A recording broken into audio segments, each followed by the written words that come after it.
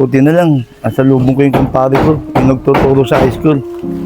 At tinanong ko kung pwede pa akong bumalik ulit sa pag-aaral. Pwede pa naman raw. At maganda pa, tutulungan niya raw ako. Ang problema ko na lang, kung papayag yung mga anak ko, tatanungin ko na lang. Ate, salamat nga po pala dahil in-enroll mo ako sa high school.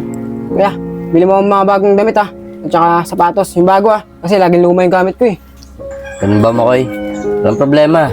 Ako nang bahala sa mga gagamitin mo sa school. Basta mag-aral ka mabuti Dahil yan lang naman kasi may tutulong namin sa'yo Oo nga, Makoy, mag-aral ka maigi. Alam mo naman si tatay, medyo tumatanda na rin. Oo nga, Makoy. Opo, ate, kuya, pangako, mag-aaral na ako mabuti. Baka mamaya may guilty. Buti na lang. Hindi kuya, no? Yung mga anak Grabe ko, ka. naman sa puso. Pogi-pogi. Grabe ka, Sabi ko kuya. na yung gusto kong sabihin sa kanila. Kuya. Oh, nandiyan na si tatay. Tay, Tay. tay. Ay, mano po. Makoy, papuin mo si tatay. Tayo po ka muna. Tay, saan po ba kayo galing? Hindi kayo nagsasabi, aalis pala kayo. Oo nga naman, tay. Sa ba kayo galing? Ay mga anak, hindi ko na kayo ginising. Saka maaga ako umalis. Pumunta ako sa eskwelahan. Eskwelahan? Tay, ano naman ginawa niyo sa eskwelahan? Etong si Makoy. Nindol lang ni ate ito Mga anak, huwag sana kayo mabibigla. Kaya ako pumunta na eskwelahan dahil gusto ko mag-aral uli. Makatapos man ako ng high school. Saka makakuha ako ng diploma. No, tay? Kaya pumunta na eskwelahan. Nag-enroll ka at mag-aaral ka uli. Pambira ka naman tayo. Kung kailan tumanda ka naman, tsaka mo pa naisipan mag-aral. Ano tay, mag-aaral kayo. Ba't ngayon mo naman isipan mag-aaral? Baka mamaya, magkaklase pa tayo eh. Mamaya pagtaman pa tayo mga klase ko. Nakakaya tay.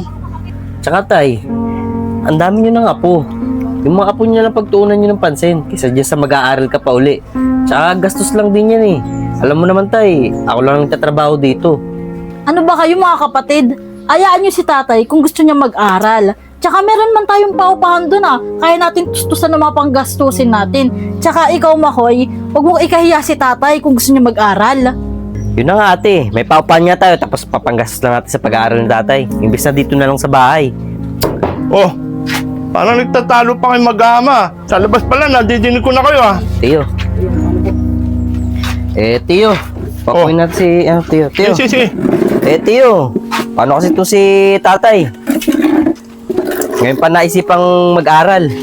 Kung kailan tumanda na, tsaka pa naman naisipan yung mga ganyan, mag-aral. Oh, bakit Aris? Wala naman masama sa ng tatay mo, naisipan niya. Pagbigyan nyo, Aris. Matanda na rin naman tatay nyo. Saka malalaki na kayo, matanda na kayo, may pamilya ka na. Ano ba naman yung inihiling ng tatay nyo, mag-aaral siya. Saka meron naman sa pasustento. Pagbigyan nyo na lang. Saka tapos na naman na obligasyon na binigay sa inyo ng tatay nyo Siya naman ang pagbigyan nyo. Ikaw Michelle, payag ka ba sa gusto ni tatay? Ako, papayag ako. O sige, payag na rin ako Tiyo. Kaso nag-aalala lang din ako Tulad niyan, puro kabataan ang magiging kasama niyo doon sa pag-aaral. Baka mamaya, asar-asarin lang siya. Tsaka to si Makoy, baka asarin lang din siya ng mga klase niya. O ba naman, Aris? Ano iniisip mo? Pinangungunahan mo kaagad yung mga ganyang bagay. Hindi naman lahat ng tao ganyan mag-isip. Ganun po ba, Tiyo? Tay, kailan po ba kayo papasok ng eskwelahan? May nakausap na po ba kayo? Oo, nak. May nakausap na ako yung kumpare ko doon sa nagtuturo sa high school. Sabi sa akin, baka makapasok daw ako Lunes o kaya Martes. Kaya huwag na kayo mag-alala. Ganun naman pala Basta tay, galingan mo sa pag-aaral Sige tay, total, bibili ko na rin naman ng gamit to si Makoy. Sasabay ko na po kayo para makapamili na rin kayo ng susuotin nyo. Pasok nyo sa school.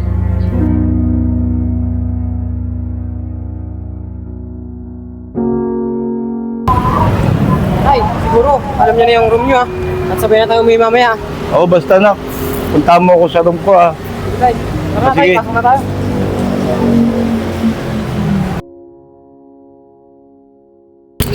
Alam mo ba? Yung kaklase natin dati si Makoy. Kaklase rin pala natin, yung tatay niya. Akala ko principal yun dun Talaga ba? Tatay niya yun? Akala ko, principal. Huwag ka maingin. Na sila. Sige nga, tanungin mo nga. Makoy, baka pwede mo naman sa akin pakilala yung bagong transfer nyo. Tara na po. Hoy, ano?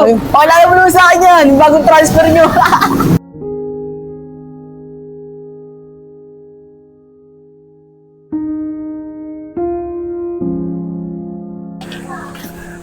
Makoy, anak, kantay mo ako.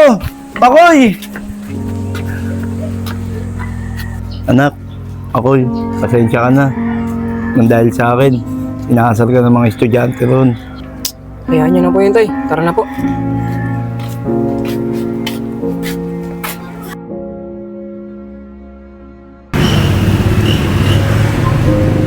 Oy, Makoy! Di mo yata kasama yung tatay mong estudyante. Oo nga.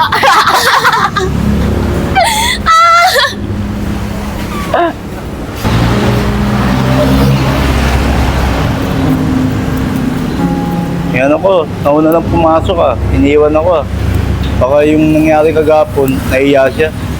Bali, kahit na, tutuloy ko pa rin pag-aaral ko. Makapasok na nga.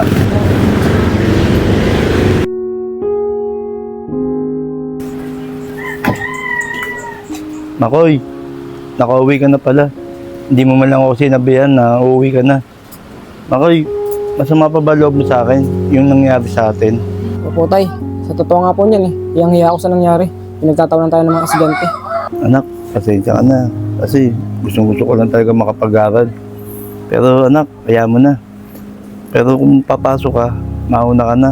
Saka magpapauli na lang ako para hindi tayo pagtawanan. Ako, Tay, di na po. Di na po kailangan. Hayaan ko na lang po sila at di ko na lang po papansinin. Pero pangako, Tay, sabay pa rin po tayo pumasok ha. O ate, nandiyan na pala yung mga estudyante natin eh. Oo nga eh. Tay! Ano po? Kamusta na po yung pag-aaral nyo?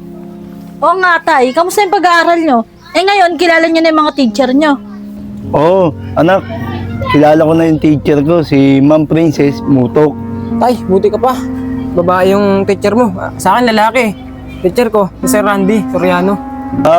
Makoy. Ang teacher mo pala lalaki. Ganun ba? O sige, tama na yan. At makakain na tayo, nagugutom na kami. O sige, Tay. Magluluto muna ako, ha. Tara, pasok na tayo. Tara. Sige tayo, mag-pista po kayo. Oo, Basa po yung likod ko. oo. Basang-basa. Kaya natin dala yung view.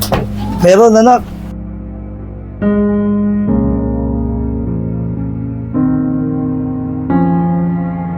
Ate, papasok na po ako.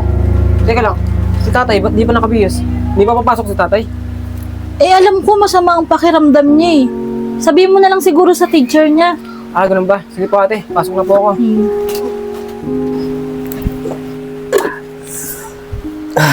Ate Michelle, anong oras na ba?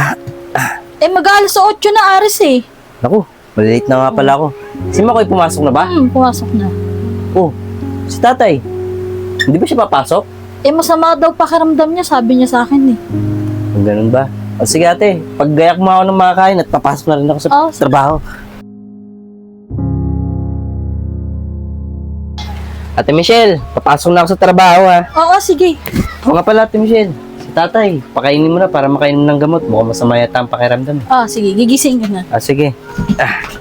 Tay? Tay, gising na, Tay. Aris, ay gumising na tatay. Ano Ate Michelle? Tay! Tay! Tay! Tay! Tay! Tay! Gising tay! Tay!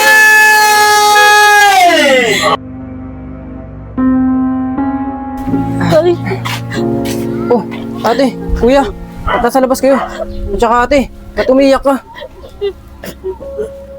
Makoy! Si tatay wala na! Makoy! Tatay! Ano ate? Hindi totoo yan! Di ba kuya? Hindi totoo yan! Magtatapos mo ng pag-aris na tayo, di ba? Tay! Tay! Si tatay. Kuya, hindi totoo yan, kuya! Si tatay. Hindi totoo yan! Hindi totoo yan! Sinungaling ka, hindi totoo yan! Hindi mo na tayo tatay. Tay. Kuya! Ate! Nasaan si tatay? Wala siya doon sa loob!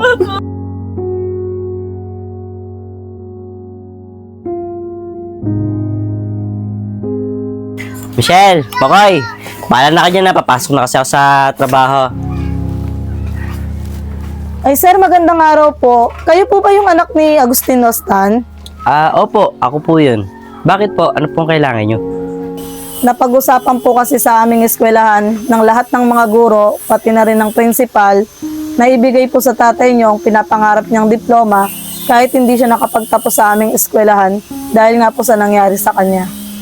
At dahil po sa tulong ni Teacher Jill, nalaman po namin ang buong istorya kung bakit gustong magka-diploma ng tatay niyo. Kaya si Teacher Jill na lang ang magpapaliwanag. Ako yung matalik na kaibigan ng tatay nyo. Nakiusap siya sa akin na kung maaari daw, pwede siyang ulit makapag-aral. Kahit makapagtapos lang siya ng high school.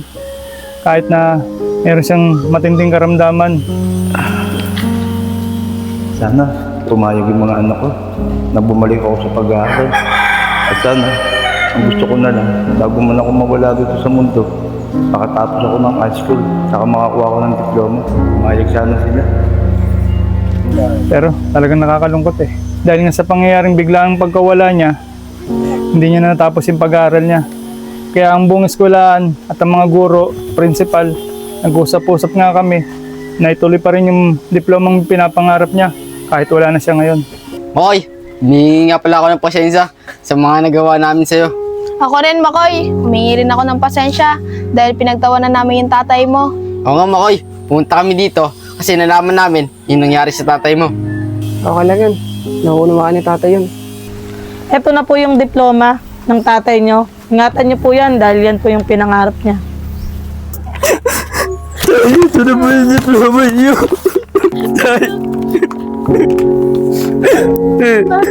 Natapos na yung pangarap mo. Tay! Diploma mo tayo. Tawa ko na. Patapos din pangarap mo. Tay! Tay!